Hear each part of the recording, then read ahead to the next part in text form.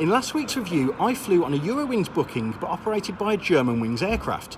Well, this week feels a little bit like deja vu because once again I've booked a Eurowings ticket, but I'm flying on TUI Fly, which is the German airline part of the TUI group. I've flown with TUI UK before and I've flown with Eurowings before, so let's see how that all mashes together. Join me on this trip from Cologne down to Vienna in Austria, and welcome to Lake Edgington Airborne. Let's get going.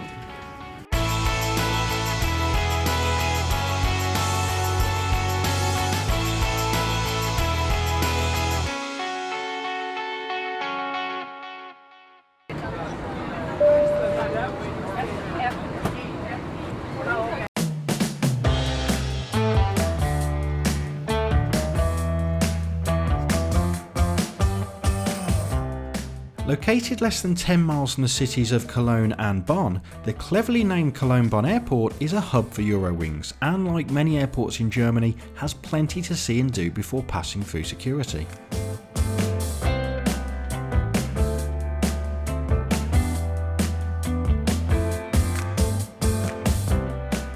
Like many airports, your first stop after security is the duty-free shopping area, which was quite small but nicely laid out. The choice of shops and restaurants is quite limited in departures, so if you do have plenty of time before flight, you might choose to spend most of that time in the concourses by the check-in areas for something to do. Although shopping is pretty limited, the views of the apron are great, and any airport with a model aircraft this big is a winner in my book.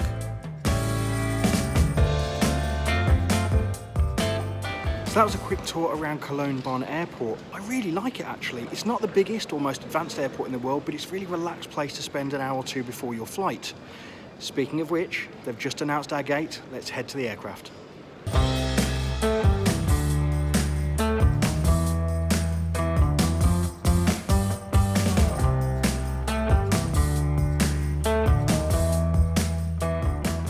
Good evening, ladies and gentlemen, from the flight Edgington.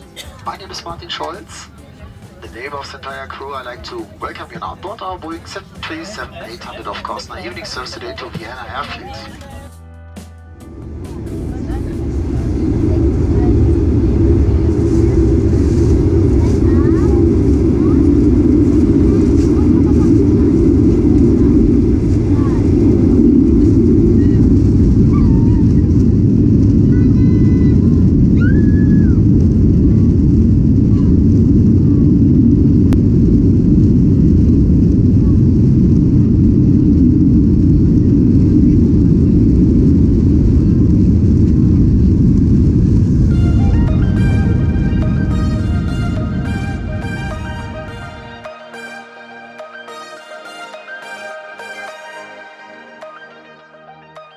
Okay, so first of all, let's address the elephant in the room, and that's the aircraft. As you'd have seen before departure, I'm on board an ex-Air Berlin plane today, but it is now owned by TUI Fly, it just hasn't been painted yet. TUI Fly operate a limited number of flights for Eurowings, and you can check which airline and aircraft type you'll fly on when booking, as shown on the screen now. Much like last week's review, regardless of what plane you travel on, if you do book with Eurowings, you will receive their service on board.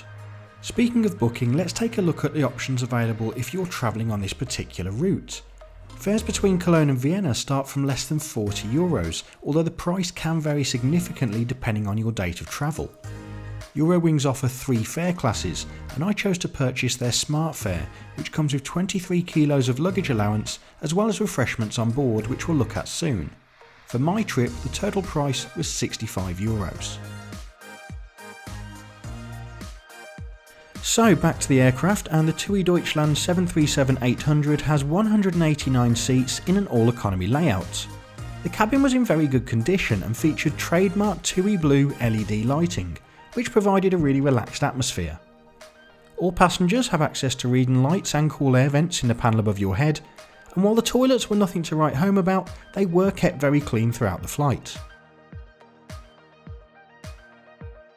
The Wings Bistro menu offers a selection of buy-on-board drinks and snacks to passengers in all fare classes. Don't forget though that when flying on a Smart fare as I was, you will receive a free drink and snack. Sadly, it was the exact same cheese sandwich that I had on a flight earlier in the day, so no variation, but it was tasty nonetheless.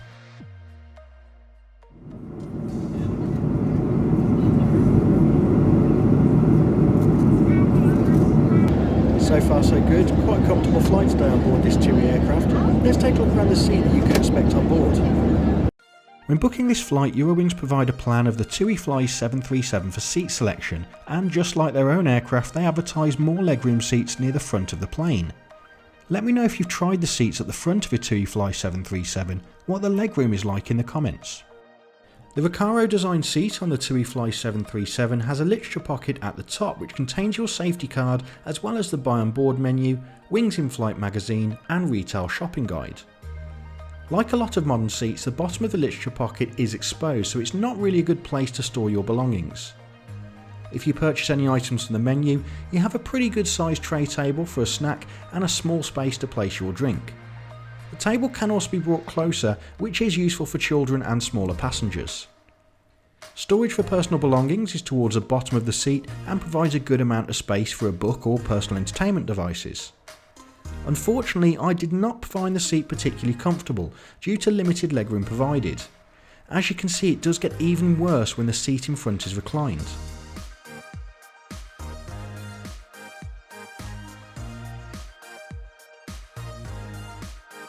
Plenty of reading material is provided by Eurowings on their flights, and the Wings magazine features a route map of the Eurowings destinations, as well as information on in-flight connectivity. Sadly, that was not available on this trip. You can also purchase a range of gifts and fragrances when flying with Eurowings, featuring a host of popular products and of course aviation gifts for children of all ages. Now don't forget that not only can you catch my reviews here on YouTube, but also keep up to date with my flights as they happen by following me on social media. Details are on the screen now. Ladies and gentlemen, we are approaching the airport of Vienna, and we kindly ask you to return to your seat and fasten your seatbelt. The cabin lights have been dim for landing. It's almost time to arrive in Vienna. Don't forget to stick around at the end of the video for my final thoughts on today's experience.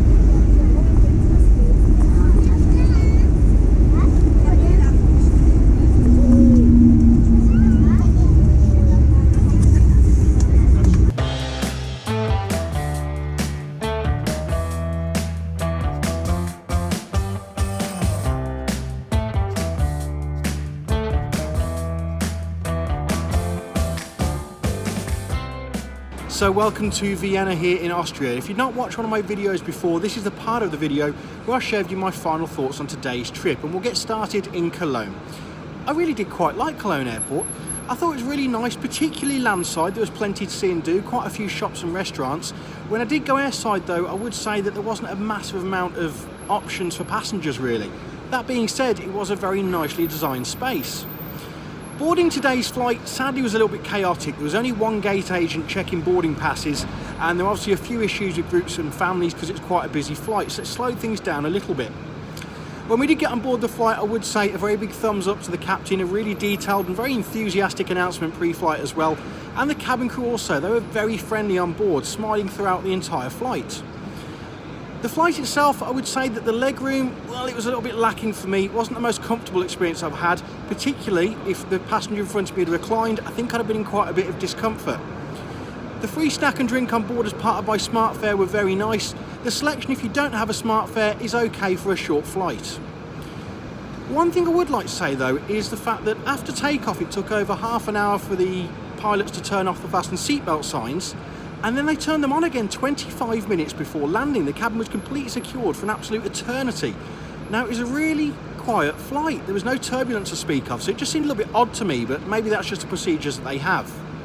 So I did enjoy today's trip, and I certainly wouldn't hesitate to fly with Eurowings, hopefully on one of their own aircraft in the future, and of course TUI as well. It was a nice experience. thank you very much for sticking around to the end of the video. As always, if you have enjoyed it, please hit that thumbs up button, give it a like, do leave me some feedback in the comment section below, and of course if you haven't already, do hit that subscribe button. Your support means the world to me. Most of all, take care.